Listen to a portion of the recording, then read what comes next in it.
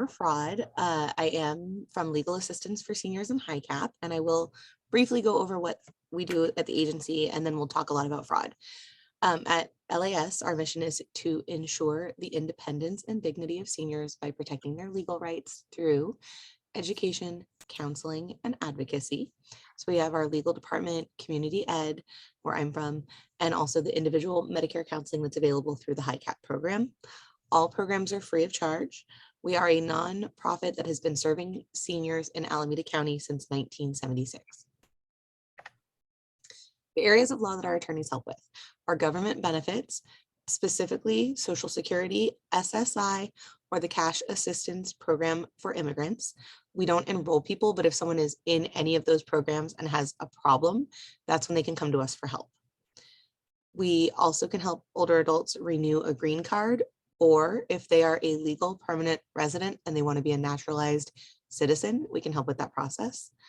We do elder abuse prevention. So I come out and do presentations to talk about what it looks like and ways to remedy elder abuse. And then we have the attorneys who can do things like mediation, help get restraining orders, also connecting people to services to make sure that they're getting everything that they need to be in a safe situation. And then we have a different program, which is kin caregiver, or what we like to call our guardianship program. That is our lowest age threshold. So for that one, anyone 50 or over can come to us for help. And if they're taking care of someone under the age of 18 and they want to be that person's legal guardian, we would help with all of the paperwork, the court process, and everything they need to become the guardian of the minor. We also have our health law department. So I like to say that the key there is Medicare. If the word Medicare comes up, we can help. If someone has Medicare and has a problem, if they had Medicare and lost it for some reason, or if they should have Medicare but maybe never got on it. And so a lot of times that'll start by someone seeing the HICAP counselor first and then get referred to our health law program. And that can be any way that someone does their Medicare. So often people who are low enough income will qualify for Medi-Cal, and then it may be that they have Medicare and Medi-Cal, but certainly we help any Medicare beneficiary. They don't need to have Medi-Cal or be low income. As long as, again, Medicare is involved, we can assist. And we have a small housing department. So it's very case by case. We really mostly deal with tenant issues, things like evictions or habitability. If someone has a question related to housing and they're not sure if we can help, the better thing to do is call, because at least we can talk to them about it.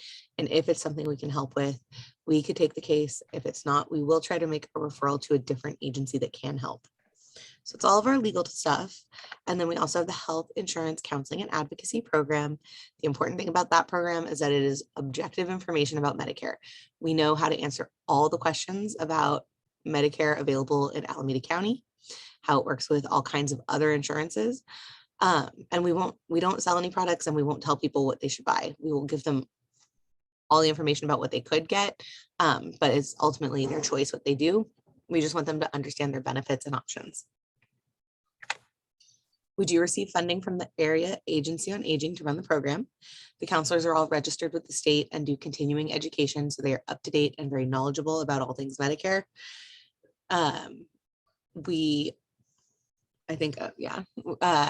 These are out of order from like what I always say. So we do counsel at more than 30 locations. Pre-pandemic, that was in person. We're slowly returning to them as counselors are more comfortable going back in person. We do offer currently a lot of phone counseling, and some of our counselors can do Zoom if a person would prefer to meet that way. We provide presentations so people, again, know about their benefits, know their rights and options. And if someone meets with the counselor and it's a difficult case, then it can often get referred to the health law department for further assistance. And just, again, all those services are free. So of course the counseling is always free, but even all the legal services, if someone does get referred over, there's no cost for any of that. We serve older adults. It's not based on any kind of means testing. We will ask questions about income and asset for demographic information, but we would not turn someone away for any of that information. So we can talk about fraud. One big question is why seniors, right? Why would a perpetrator target a senior? So there is some research that was done that showed that actually across ages, people get scammed at pretty close rates. The big difference was the amount. So younger people often fell victim to scams, but they didn't invest as much money into that scam because likely they didn't have it to invest. With older adults, they're going to be targeted because the perpetrators think that there's more money, property, savings, or investments to be gained, that they believe the person will be home and willing to take the phone call or talk at the door. And they think that they're going to be willing to listen longer because they kind of count on them being more lonely or isolated, and so more vulnerable to getting that scam information. Perpetrators of fraud come from all kinds of backgrounds. It can be someone who seems professional, it could be someone in the community, and it could be someone that you know. It also could be someone who maybe doesn't even realize that they're involved in some sort of scam when they're calling and trying to get information. So you just want to be wary of any information that you're giving out. We see a lot of different kinds of scams, and this is so many, and I bet you there's some that are not even on here that you all know and that you can tell me about. Basic idea for a scam is that they're offering you something free or discounted, but they're trying to get something from you, like personal information that they're going to then use fraudulently. It could be bank account information, it could be Medicare number information to fraudulently bill Medicare for things. It can be all kinds of different fraud. So I know this looks like a huge list, but things that we hear about are free prize or vacations, right? Oh, you won. We just need to have you pay this small amount or give us your personal information. Same thing with the lotteries or sweepstakes. They'll tell you, oh, you need to just pay the taxes up front. And then when someone will fall victim to that and pay that, then they know they've got someone on the hook, and then they'll stretch it out to, oh, they were ready to release the money, and then there's additional funds that are needed. You've already put this much in, just send more. And they'll try to get you to keep going as much as you can. And unfortunately, some people get very far into sending money into these. I will say that due to COVID, door to door is not as frequent as it used to be, because especially for a long time, people just weren't opening the door for strangers. And so you still just want to be cautious if you're opening the door to anyone, and especially if they're trying to sell you something or ask for money at the door. We hear a lot about PG&E because people will say, oh, well, someone said they were from PG&E, they were walking around the neighborhood. And a lot of times they'll even ask to look at your PG&E bill because they'll say that they can get you savings. First of all, if PG&E is supposed to be in your area, you can actually verify that with PG&E. So if someone says they're from PG&E and you're like, well, maybe something's going on, don't call any number that that person gives you. You would want to look at your bill and call the number that's on your bill and ask PG&E if someone is in the area and if they're supposed to be doing anything. Of course, you can also just ignore people who come to the door. Like, you don't owe opening the door to anyone. So, if they say, oh, well, I'm from PG&E, you can be like, oh, yeah, not today. Sorry.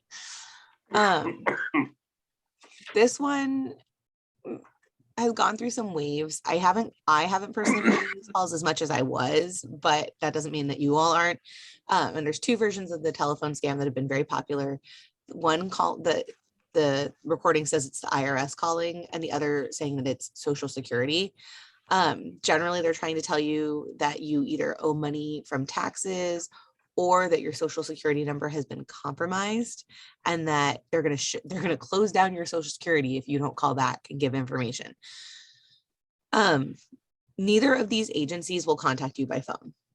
So if you are going to be contacted by one of these agencies, it's going to be in writing.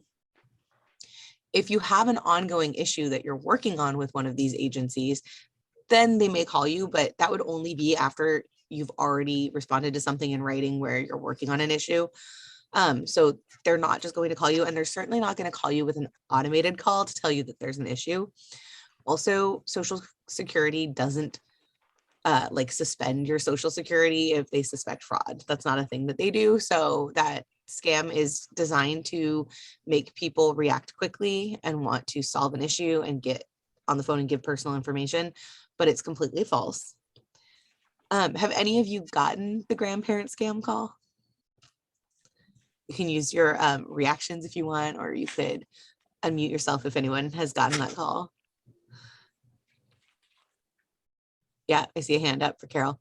I know my grandpa has gotten that call. He hung up because they were pretending to be, there's not a lot of grandsons. There's a lot of granddaughters on that side of the family, but they were pretending to be my brother. And he's like, yeah, no, that's not. So what happens with this one is usually it's not a great connection, so that they're trying to hide the fact that maybe you won't recognize the voice and maybe you'll think it is a relative. And they say either that the person has gone on vacation and they've gotten in some kind of trouble, and maybe they're in jail, or they've ended up in the hospital. Regardless of which one it says, if someone that you know and love is in that situation, they will be reachable. So if you honestly believe that your grandchild went to Mexico for spring break and is now in jail, don't immediately send money. You're going to want to verify that that's actually what's happening. If they're really in a jail, they can be reached. There's not like a, oh no, it was one phone call and no one will ever hear from me again. And so they're preying on making you feel emotional and wanting to react quickly to resolve the situation. And they'll tell you to wire money or provide information off the back of gift cards. And we're going to talk about gift cards in a moment also. A lot of times they'll say things like, oh, like, I don't want my parents to know, so please don't tell them. So they're also trying to get you, right, to not verify with someone else that would be trusted and would know if that person was in trouble or had gone somewhere. And so, you know, I always like to say, depending on your own relationships with people, you're going to make decisions about if you would call someone to verify. But I'll give you an example. Before I worked at Legal Assistance for Seniors, I worked for a travel company. One of my coworkers got a call. They said it was her nephew. He was supposed to be, I think, maybe in the hospital, and didn't want to get the parents involved. Well, she was like, I'm going to call my sister and ask about this. So she called and she's like, I got this call that he's, having this problem. And she's like, he's upstairs asleep. Like, he is not somewhere else. He is not having a problem. He's here. He's safe. He's fine. And so because she paused and took that extra step to call and verify, she stopped herself from running out the door. She said she was ready. She was going to like run out the door and send money, because she wanted to help him in this situation. And so thank goodness she paused, made that call. And then she was telling all of us about it. She's like, oh my God, I can't believe I almost just like fell for this thing. And the thing about that is the scammers are really smart and really good at what they do. And they know that they just have to catch the right person in a vulnerable moment where they're not going to think through something like that. Maybe because something else is going on in their life. Maybe it's just the day of the week that they caught them on. Whatever it is, that person doesn't pause and question it, and they get money out of them. So when we hear about all these, it's to let you know they're very common. If you get that call, like, please do pause and think. I can tell you that even if my grandpa suspected that I was in jail in Mexico, he'd have been like, well, she got herself in trouble. She can figure it out. So everybody's different.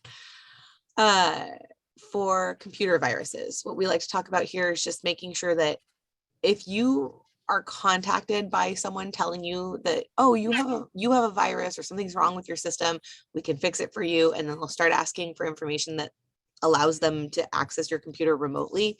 You never want to give that information to allow someone to access remotely, because what they can do is they'll make it look like they're fixing something or looking for something, or doing something for you. But what they're really doing on the back end is trying to find accounts and password information so that they can commit fraud using that information after they've gotten it from you. Now, if you are legitimately having a problem. I'm sorry, Carol has her hand raised. Oh, I'm sorry, Carol. Was that just from earlier when I asked about grandparent scams, or did you have a question? Right. No, I'm sorry. Should I if you click it again, it'll go away. Sorry. If you don't click it again, it eventually goes away. But if you want it to go away, you just click it again. Okay, sorry. No problem. So yeah, if you legitimately have a computer problem and like you want to take it to the store, have them look at it, get it fixed, that's all fine. What we don't want you to do is ever give information to someone who initiates the call to tell you that you have a problem. And I've been out in the community doing this presentation and have people say like, I get that call and I don't even have a computer.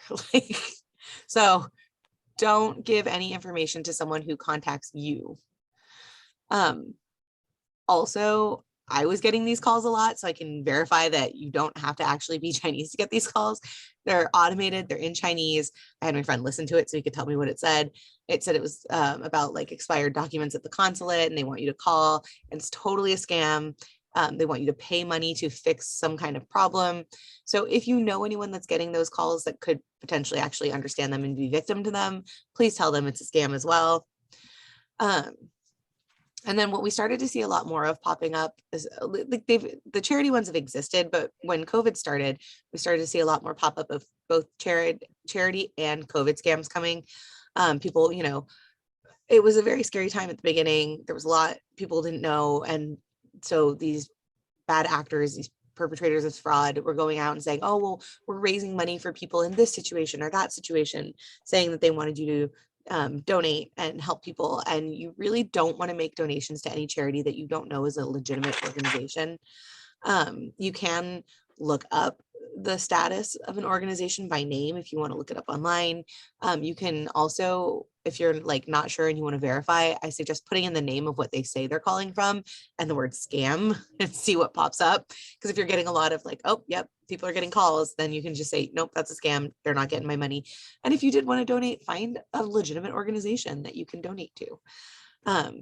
And then we, again, are not seeing this as much with the COVID scams. In the beginning, it was a lot of, we can get you a vaccine before there were vaccines. We can get you a cure before there was, I mean, there's still no cure, right? Like there were all these things that were being sold and promoted that were absolutely false. Anyone who was giving their money to that was giving it to some kind of fraudster. And so with COVID, basically the advice is just stick to your doctors, talk to your actual providers. If you have questions about any kind of treatment, any kind of services, don't let someone call you or don't follow something online that's promising something. Because if your provider can't tell you that it's real and exists, then you don't want to give your money to that thing. And the romance scam. This one's a really hard one because I will say that I think as we age, we of course have a right to continue to build relationships, whatever that means, whether they're romantic or friendly or whatever. I don't think that we need to feel like we have to isolate it just because we're aging.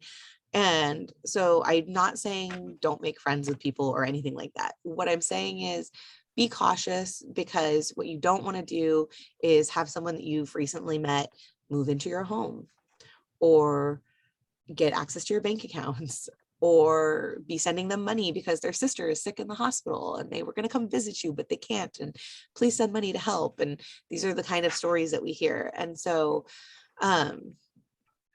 there's sort of a second layer to that as well, which is a lot of times people will get hooked in, believing that they've met someone, that they want to have this connection. And then all of a sudden they're sending money to that person, or that person's moved in or has access to something that really they shouldn't. But what can also happen is if that's some person that's like catfishing, they're not even who they say they are, they're just pretending because they're trying to get money out of you. A lot of times that can also translate into being used as a money mule, which is someone who sends and receives money because it helps it be harder to get tracked to the actual scammer when it's going through layers. And so they might be saying, oh, like so-and-so is going to cover this, but I couldn't get it transferred into my bank account for some reason. They're going to send it to you. Then you can send money to me. Whatever the story is, if it's changing hands a bunch, you're probably being put in a very dangerous situation that you don't want someone showing up at your door saying that you're committing a crime. So you want to be real careful when it comes to any money stuff. Even if it's someone that you feel, we talk all the time, and of course they're who they say they are. Like when it comes to money, this is where we say, be cautious. Are there any out there that I did not cover that you all know are happening?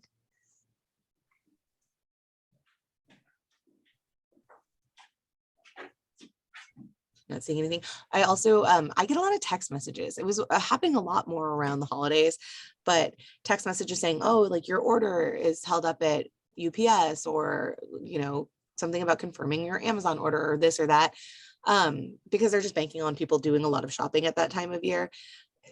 If you're getting text messages saying stuff about your order, you should ignore them. If you actually have ordered something, you should have been given some sort of order verification from the company that you ordered from. You wouldn't be getting text messages about that from like UPS or from the post office or whatever it is. So just if anyone's using your phone and getting those messages, go ahead and get rid of them.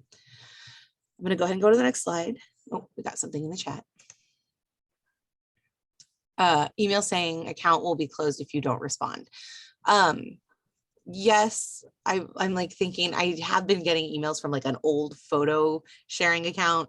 I did go in to the website directly. Don't click on anything you get in the email. If you want to verify if an account is active or inactive, go to the actual like website for that account.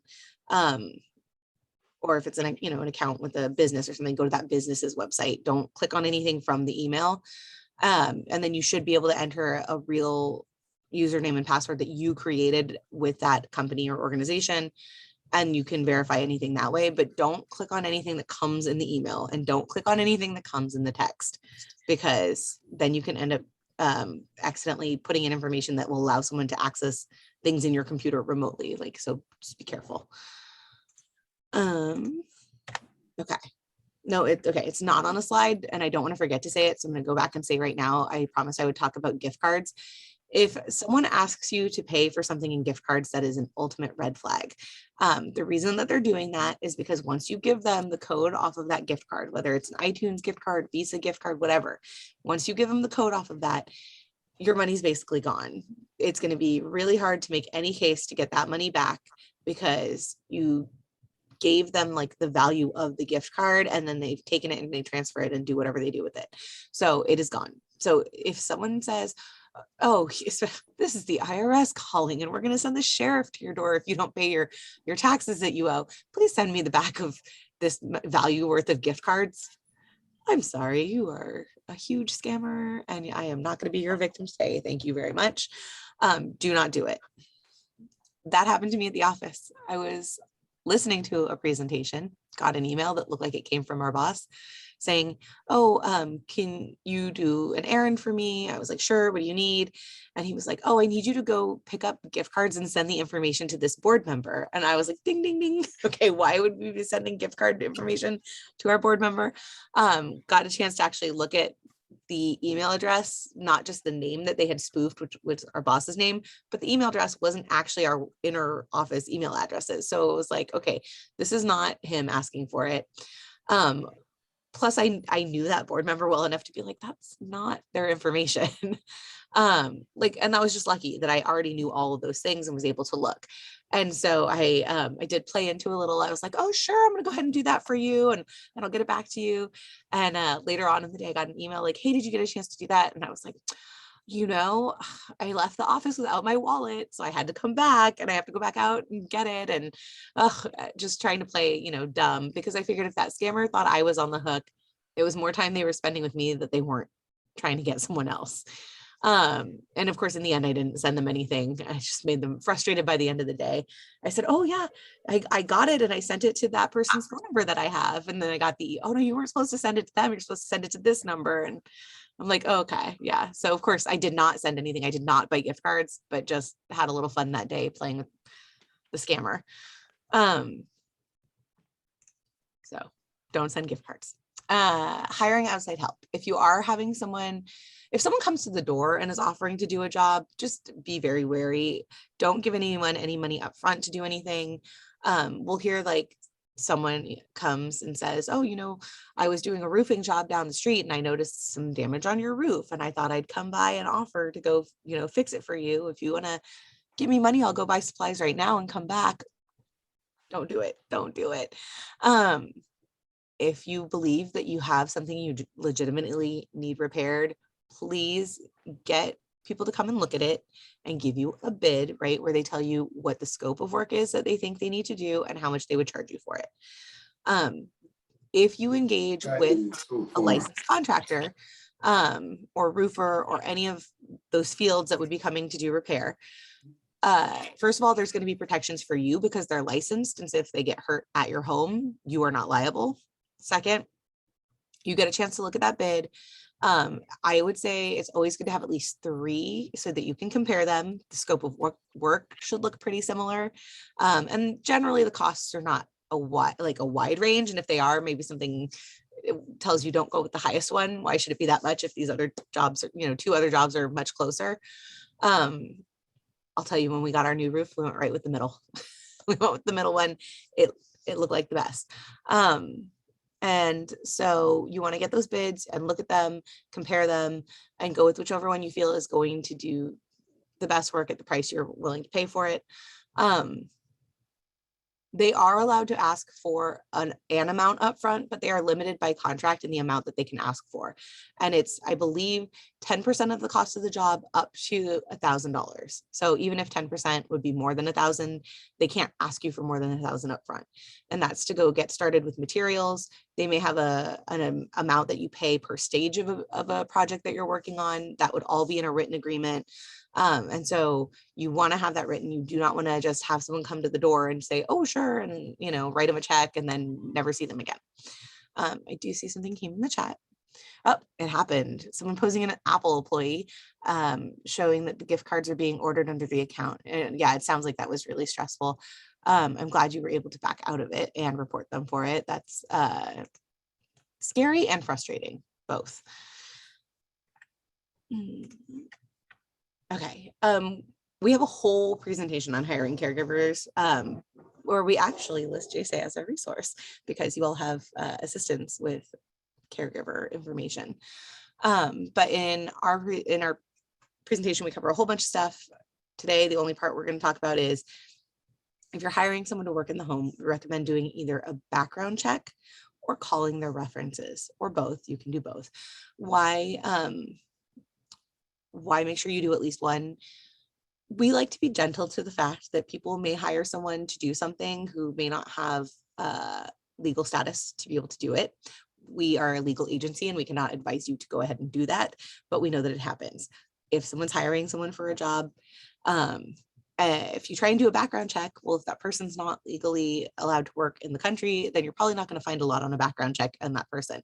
But if you can at least get references that you can call to find out that the person has done that kind of work before and that they were a good employee, it's providing some level of security when you're engaging with that person.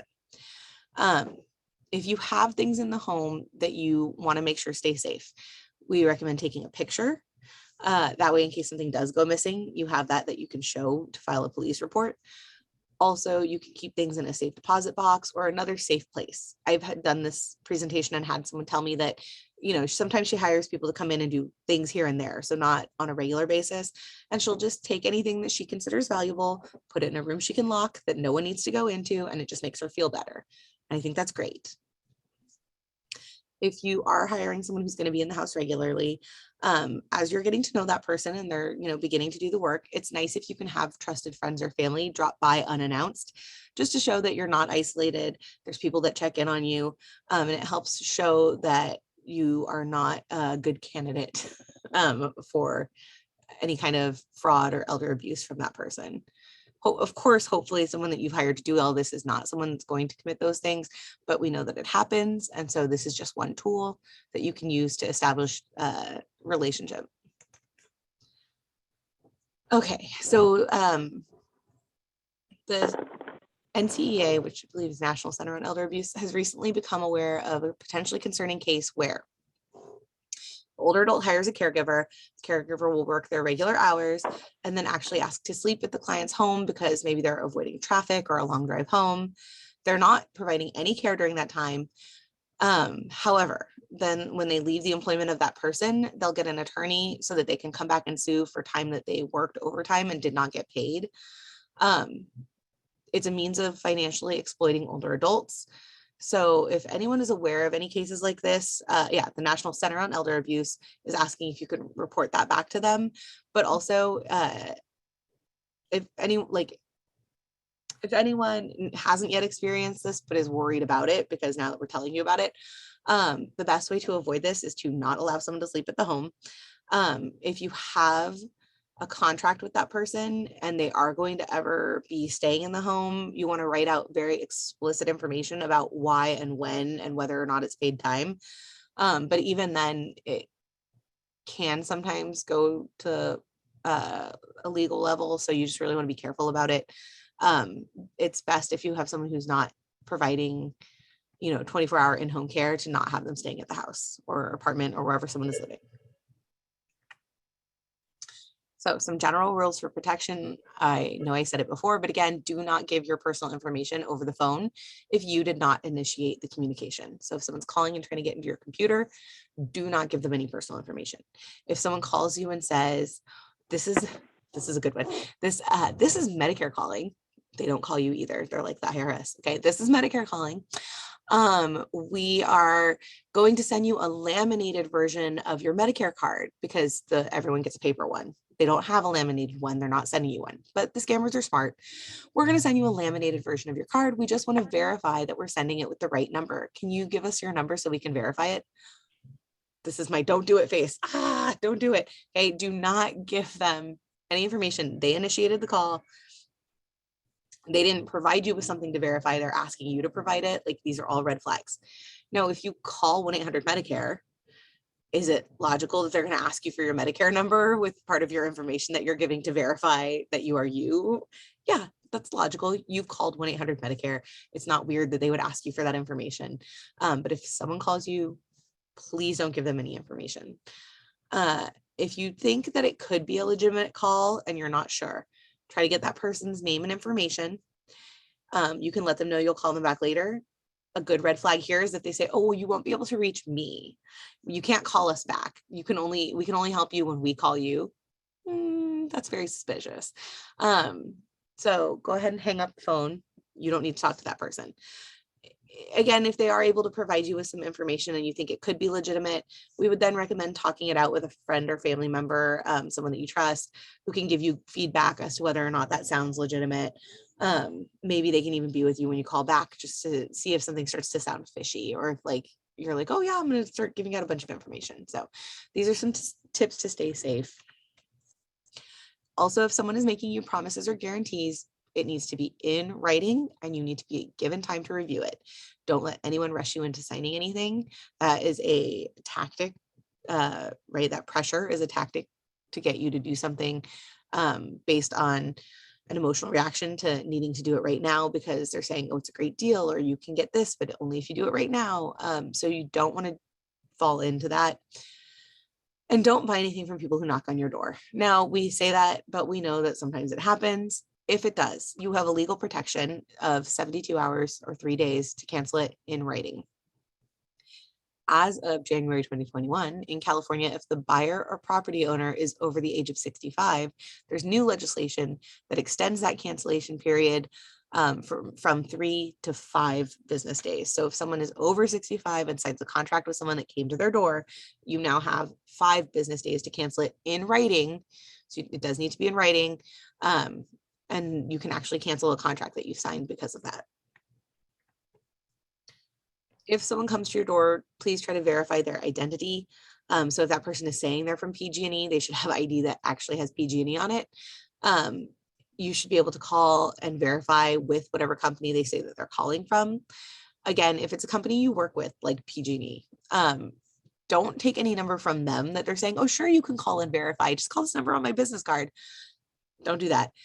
You want to call the number that's on your bill or your invoice from a company. That's going to be a legitimate number. If you actually worked with that company, their number's on there. And look over your bills carefully and investigate anything that looks unusual. So if you need to contact a business, again, we recommend calling the number directly on the bill, invoice, or if it's like a bank card, call the number on the back of your card. Don't go online because you can find fake websites that are designed to lead people. They're designed by scammers. So don't just Google the number for it. Like, it's really better if you can call off of something that you already have that's official. Okay, so we said our red flags are, they're telling you it's a limited time offer. If they're telling you you cannot bring lawyers or family members, that's very suspicious. It's a secret that lawyers or doctors don't want you to know about because it's such a great deal and they wouldn't want you to know, and you don't, they'd want to be involved or whatever. Big red flags. Also, if they're saying you have to pay upfront for any kind of good or service that you supposedly won or any of those things, hang up the phone. Don't be afraid or embarrassed to ask questions or to stop and ask for help. And remember, if it's too good to be true, it probably is. Okay, if you did not enter the lottery, it's very unlikely that you won the lottery. So just remember that. you are entitled to your credit report. Now, pre-COVID, it was once a year, you were entitled to it for free from each of these agencies. During COVID, I believe it's once a week. And so while the public health emergency is still going, these companies have agreed you have a right to monitor your credit because you want to make sure that people are not accessing it and using it for nefarious purposes. You can go to annualcreditreport.com. You could also go to the individual website of the different 3 major credit reporting companies. You can either get all 3 at the same time, or you can spread them out and get them at different times of year if you want to compare them, especially once it's only once a year, when it goes back to being once a year that you can get it.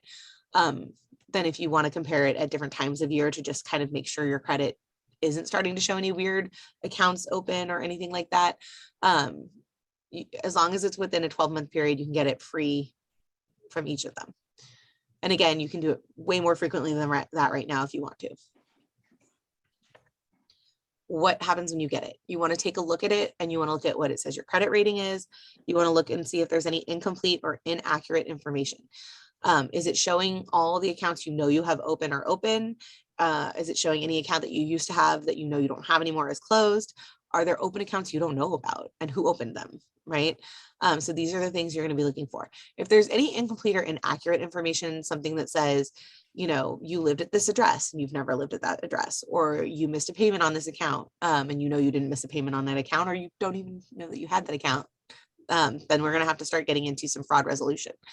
And if any of that is negative information, like if it says you didn't make a payment and you can prove that you in fact did make a payment on something, that's something you'll want to call and fix with the credit reporting company.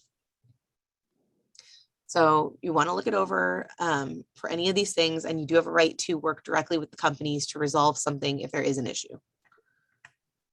If you are finding that there are accounts open in your name that you did not open and did not know about, you may be a victim of identity theft. And so if you are, there are some steps you can take. I will also say that I sent a PDF version of the slide deck to Veda and Jill right before the presentation, so they can share these with everyone attending if you don't want to have to write all the things down. So if you identified that you have theft, identity theft going on here, you want to contact the financial institution or the company that the fraudulent account is with. You're going to want them to close that account immediately. You should then file a police report. You can place a fraud alert or credit freeze on your credit, and you do that through those 3 credit reporting agencies.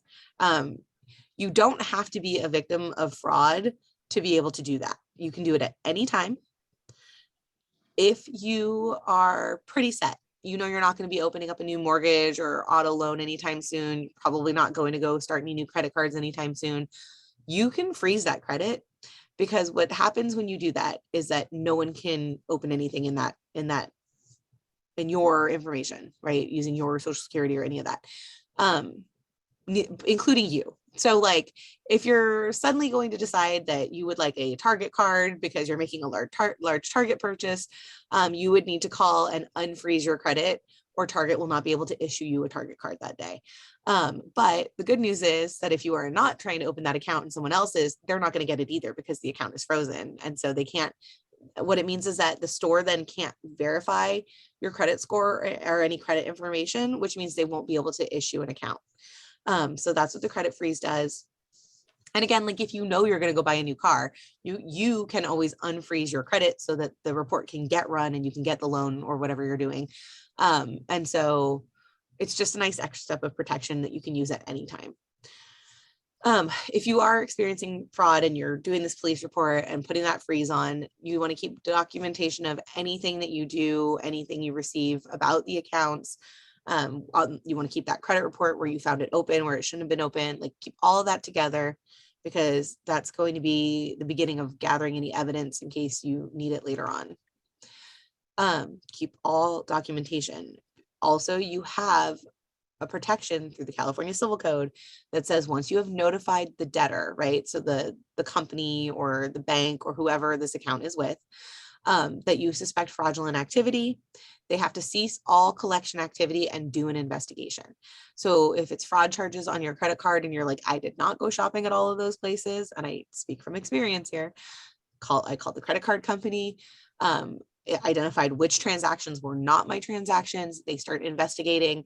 And then of course they were able to find that those were not my transactions and they could not ask me to cover the cost of those.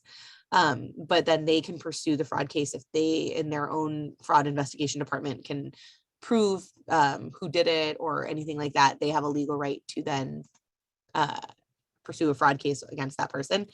The good news is it was not my responsibility to pay the it was like $1,200 or $1,500 worth of charges that someone used on my card, which was like across 5 or 6 different stores at like places that I didn't really shop either. So I was like, what the heck is this when I saw it? And I was like, oh my God.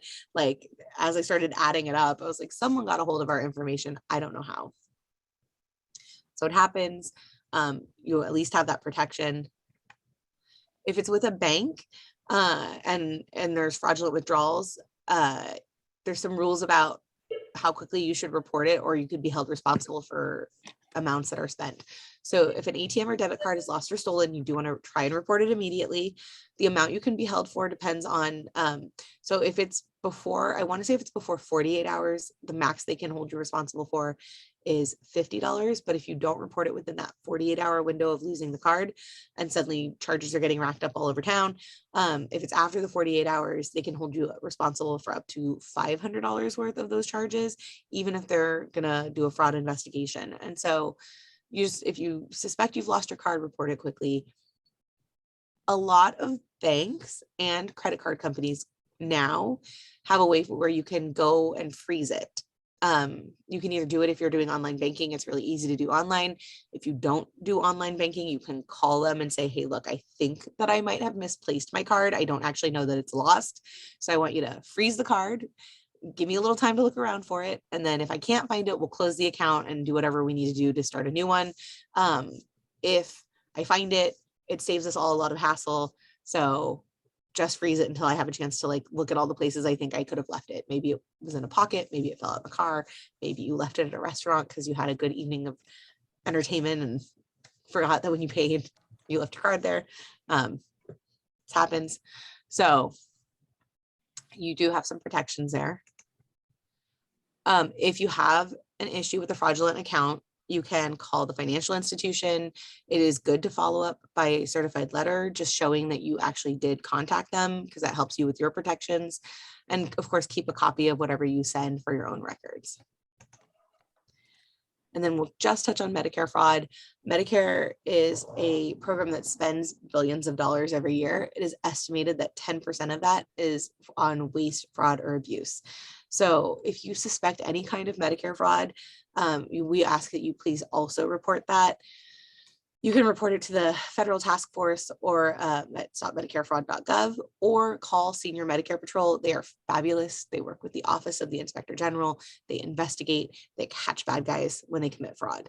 They're a really great, really smart organization. We can't say enough good things about that.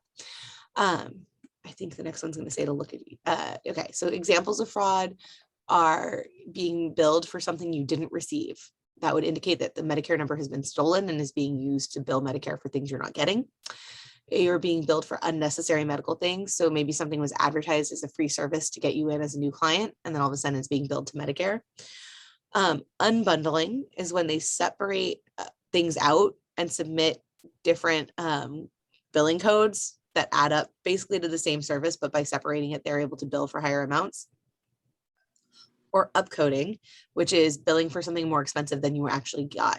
So like if you went in for, you know, a bunion removal and all of a sudden it got coded as foot surgery is going to be more expensive. So Medicare doesn't know what you got. They just know what the provider's office sent over as a code. They're going to pay it. It's really important to review your Medicare summary notice, just like you would review a bank account statement or a credit card statement, to make sure there's nothing on there that looks suspicious or isn't something that you did or got. Okay, I don't think it's going to show one. I was trying to remember if this had a slide that shows it. When I said your Medicare summary notice, you either, if you have original Medicare, you get a Medicare summary notice. It's got my favorite words on it. At the top, it should say, this is not a bill. Okay, it's just going to show you what happened. And it's going to say on these dates, you saw these providers, you got this service, here's what Medicare would have paid and an amount you may owe, because Medicare doesn't pay attention to whether or not you have other kinds of insurance. So Medicare is just saying, here's what Medicare paid for this. If you have some other kind of insurance, maybe they also paid something. Maybe you owe, maybe you don't, we don't know. If you have a Medicare Advantage, a Part C Medicare Advantage plan, you aren't going to get a Medicare summary notice. You're going to get basically the same thing called a different name, and that is an explanation of benefits. So for shortening everything, Medicare sends the MSN. Any other insurance company that you have your Medicare through is going to send an EOB. It's going to have that same thing. This is not a bill, dates of service, what you got, what the insurance paid out, if you had a copay, anything like that. So read those over again, just like you would read a credit card statement. And if anything looks suspicious, please report the fraud. You also have some protections and rights against marketing misconduct. Insurance agents are not allowed to receive payments or kickbacks from companies for getting your business. They're not allowed to offer bribes or free gifts and to try and get your Medicare number. They are not allowed to come door to door. If they are going to contact you by phone, they have to have already gotten your permission, or they're not allowed to contact you by phone. They cannot call you and start asking you for personal information. If they're an insurance agent, you have to have wanted to talk to them about whatever it is. If you've told an insurance agent, yeah, I'd like to talk about my Medicare plan options for next year, they can give you information because you gave them permission. Then they may ask you some questions because they're going to try and help you figure out what option makes sense for you. Usually that's an insurance broker. It's kind of their job to help figure that out. They would receive some sort of percentage or amount from an insurance company because their job is literally to shop around plans and get reimbursed. The idea being that they don't do it because they're going to get you in the plan that pays them the most, but they do it based on your circumstances and finding you the right plan for you. If you feel like that's not what's happening, you can also report the broker. Misrepresentation. If someone calls and says, I am calling from Medicare, I want to talk about insurance plans you can buy, that is misrepresentation. They are calling from an insurance company that may sell plans that work with Medicare, but Medicare itself is federal government insurance. They don't sell any separate insurance plans. Other insurance companies sell plans that work with Medicare. So if someone says they called from Medicare, you can hang up, you can report them, but don't get in business with them because they are violating marketing. And they're not allowed to cross sell. They're not allowed to try and sell you other insurance products that you didn't ask about, or anything. You're protected. If you didn't want to talk about it, you don't have to talk to the insurance agents about it. Oh, there's a Medicare summary notice. So treat your Medicare card like you would treat a credit card, protect it. This is what a Medicare summary notice is going to look like. So as I said, it'll have dates of service, what the service was, the amount that got charged. It's going to have all this information. I know this is probably small and harder to read, but you'll get it in the mail just like you would get a credit card statement. Do not let anyone borrow or pay to use your Medicare card. It is illegal. It's not worth it. If you suspect fraud, please report it, and you can call either Social Security, especially if you think you lost your card. You can also actually go online to medicare.gov and get a replacement card. If you think you've lost your card, it's much easier than it used to be to get a replacement. And if your benefits are provided through the Railroad Retirement Board, you call them or go to their website to get that replaced. Again, these slides will be available to you, so please don't feel like you have to write all these numbers down. These are all ways you can report various types of suspected fraud. So Medicare, but also you can see that almost at the bottom here is the FTC ID theft hotline if you suspect ID theft, and the state Senate or the U.S. Senate Select Committee on Aging and Fraud. So you can contact them if you have fraud that you want to report. Fraud prevention does work. So since 2007, the Medicare Fraud Strike Force has charged more than 4,000 people who falsely billed Medicare for more than $19 billion worth of things, services, goods, whatever, that were not delivered or were not needed by the beneficiary. Health and Human Services estimates that from 2015 to 2017, for every dollar they spent on fraud investigation, they were able to recover $4. So it works. When people report, fraudsters get caught. Additional funding was provided through the Affordable Care Act that allowed more fraud detection and prevention to happen. These are a lot of examples of different fraud things that have been big busts. This one was from 2019. I'm looking at the time because I want to make sure that I give us a good amount of time for any questions. So I'm not going to spend a lot of time going over each of these fraud busts, but they'll be in the slides if you're really interested in some of the details. Here's a list of resource agencies that you can call to report or ask questions about different kinds of business issues. I will highlight the Contractor State License Board if you want to verify that someone you're using for work around the house is in fact a licensed contractor. You can do that with them. The National Do Not Call list is on the top here. I hear a lot of people say, oh, I'm on that, but I still get calls. That's actually good because it tells you that that's probably not a legitimate call, because legitimate businesses don't want to get in trouble by violating and calling someone who's on this list. So if you're on this list and you're getting a lot of calls, that's probably telling you it's scammers who don't care about the do not call list because they're not legitimate businesses who could get in trouble anyway. So don't answer the phone. Especially if you're seeing a lot of the cell phones now will tell you like scam suspected, or if there's some sort of caller ID, it'll tell you like scam. When my phone rings, sometimes my small child will ask me like, oh, who is it? And I'm like, oh, it's a number I don't know. And she's like, it's a scam. I'm like, that's right. I've taught her well. So there's just a bunch of different resources on here. Of course, if you have questions about any of the things we talked about today, you can reach out to us. This is our office address. However, we are not yet reopened to the public. So we do have some people coming in by appointment, but don't just show up at the door. If you need anything, the best way to reach us is calling. Our website is also there. I believe I might have one more slide. Yep. If you want to talk to a high cap counselor, or you have a client who wants to talk to a high cap counselor, all they need to do is call our office to make an appointment. If it's someone who does not live in Alameda County, if they're in California, they can call this number, 800-434-0222. It will route them to whatever county high cap office is associated with their area code. And so it should route them to their local one. So anyone in California can get help from a high cap. They're throughout the state. Outside of the state of California, many other states call it their SHIP program, State Health Insurance Program, SHIP.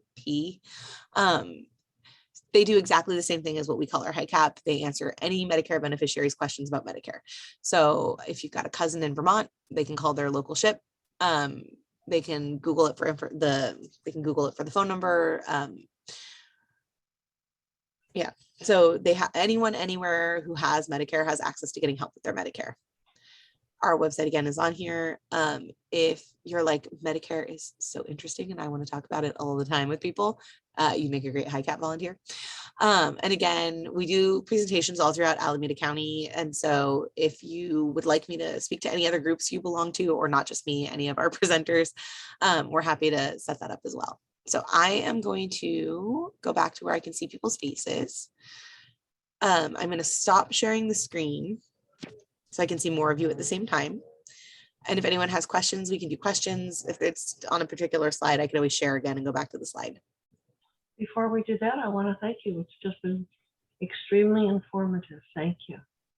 Oh, you're welcome. Thank you. Were you so thorough that nobody has a question?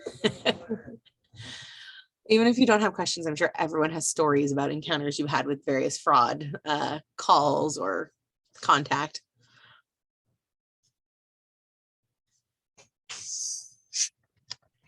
Any questions, you can unmute yourself. We're a small group, so.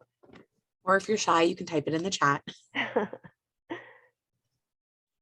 Well, I have an email from a credit card that I'm gonna check before I respond. Thank you. Oh, did I start? Oh, no, I didn't. Sorry. Say that again. I'm sorry. I said I have an email from a credit card that I'm going to check before I respond. Oh, good. Yes, good.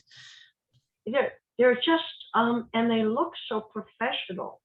They're really good at spoofing Right, it to make it look like it's. Yeah, and like if they say PG&E, it almost looks like the exact thing.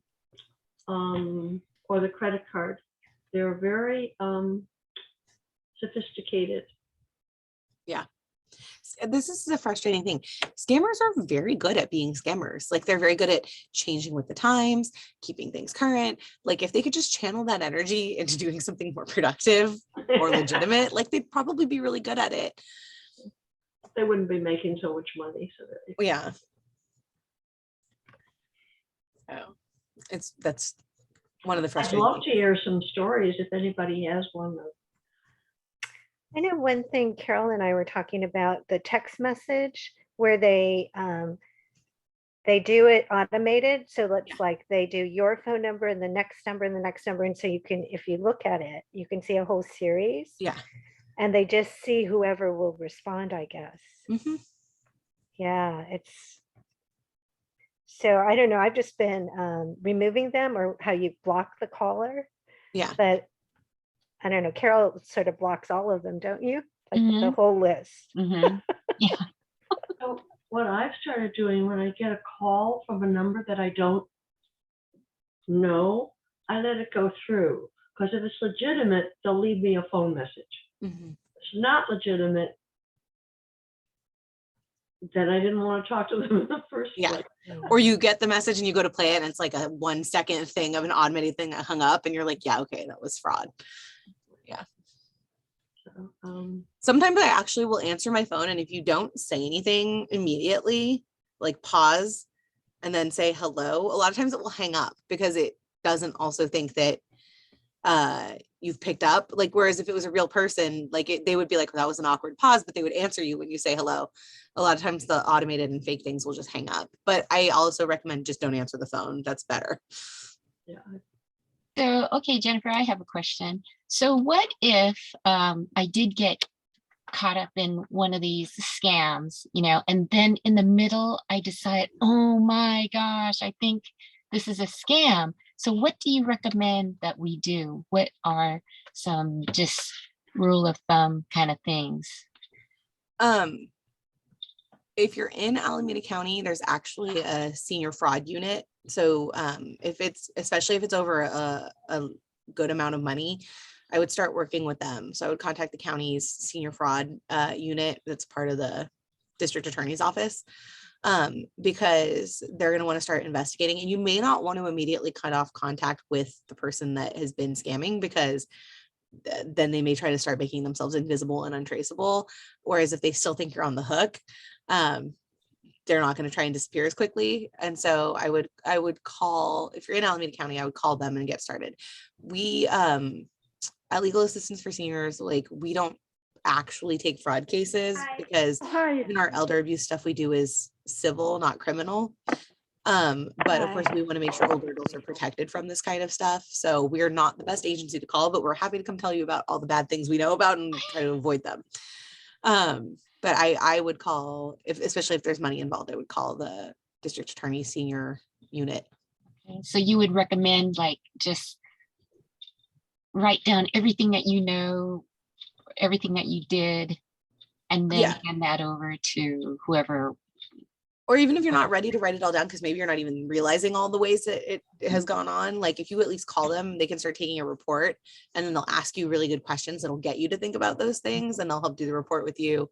And a lot of it is them trying to figure out, is this a case we can take or not? Like, is this something we can prosecute and try and catch someone?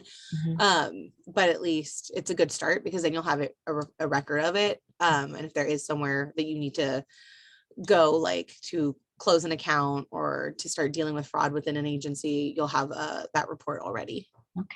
Okay, great, thank you. And if you don't qualify as an older adult or senior, you can always, of course, call the police department and get a report. You just have to then start going through some different channels than if you have an older adult. Okay, great, thank you. What is considered a senior? Over 65?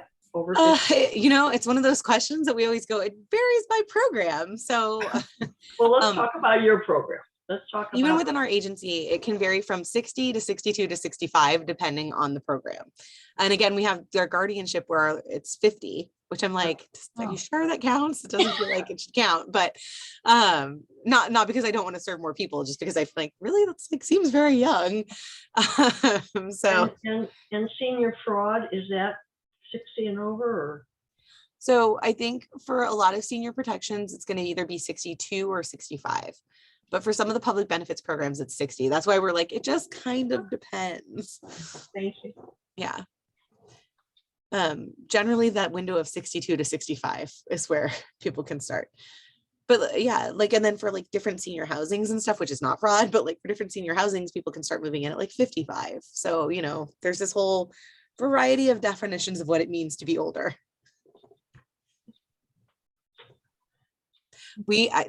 Total side note, we just did our sexual harassment training that we have to do, you know, to verify HR stuff every once in a while. And in one part of it, it was saying that if you're being harassed based on age over the age of 40, that was considered. And I was like, that seems very young to me.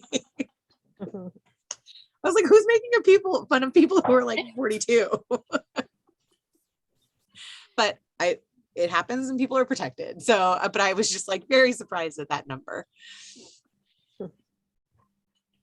And certainly around here, no one's harassing anyone anyway about their age, but like, because of the kind of agency we are, I was just like, that seems very young. Because it is young. Yeah. The older I get, the younger they are. More Other questions? quick check to see if anybody has Yeah. a question Sure. or follow up. I don't want to miss anyone. Okay. It was interesting, Jennifer, when you said that, you know, that do not call list, because I said, why am I getting all these calls? But like you said, they're and I let it go to voicemail and it's not legitimate anyway. So Yeah. Yeah. And that letting it go to voicemail is a great tip, because you'll know if it's legitimate, they'll leave you an actual message with a callback number. Yeah, very practical information. Thank you. And You're thank welcome. you all for joining us. Appreciate that. I was going to say, if anyone thinks of anything later and you have my email, just feel free to ask. Like, if you didn't think of it right now, it's okay. So thank you for having me. Thank you for being so gracious and Thank so much you. information.